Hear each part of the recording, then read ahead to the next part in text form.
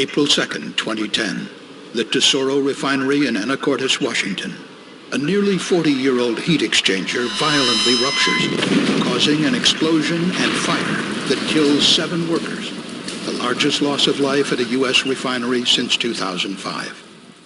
The Chemical Safety Board launched an investigation and determined that the heat exchanger catastrophically failed due to long-term damage from what is known as high-temperature hydrogen attack. The Tesoro refinery in Anacortes is an 800-acre facility located approximately 70 miles northwest of Seattle. The refinery produces a variety of products, including gasoline, diesel, jet fuel, and asphalt. Within the refinery's Htha hydrotreater unit, raw naphtha, a light component of crude oil, is treated to remove nitrogen, sulfur, and oxygen impurities. Before entering the unit's reactor, the raw naphtha and hydrogen are preheated inside pressure vessels called heat exchangers. The unit contains 2 banks of 3 heat exchangers supported by a 3-level steel structure. Each heat exchanger consists of a bundle of tubes inside a steel shell. Hot fluid exiting the reactor flows through the heat exchanger shell, while cool fluid headed for the reactor flows inside the tubes. Heat is exchanged through the walls of the tubes.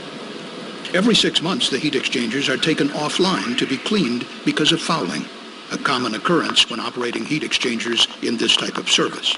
As the raw naphtha is heated, a scale-like material forms and deposits onto the inside of the tubes, hindering the transfer of heat in the exchangers. On March 28, 2010, 1 bank of heat exchangers was taken offline and disassembled for cleaning, while the other bank remained in service. This allowed the unit to continue to operate.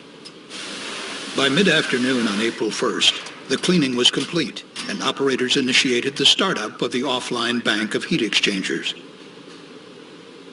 The procedure required an inside board operator monitoring the control console and 1 outside operator opening and closing large manually operated valves. But the heat exchangers had a history of developing leaks during startup, something that refinery personnel had come to see as normal. Additional operators from other nearby units were called upon to assist with the startup, including mitigation of potential leaks. By 10:30 p.m., the outside operator was joined by 6 workers from other units within the refinery. The 7 workers were located around the heat exchangers, where startup activities continued past midnight. But unknown to the workers, the steel shells of the middle vessels in both banks of heat exchangers had been severely weakened due to cracking caused by high-temperature hydrogen attack. This occurs when tiny hydrogen atoms diffuse into steel at a high temperature, then react with carbon in the steel to form methane gas. The larger methane molecules, unable to diffuse out of the steel, accumulate, stressing the steel and over time causing fissures.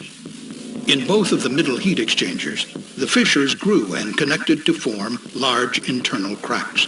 One such crack was 48 inches long and extended more than 1/3 of the way through the vessel's 1-inch thick shell.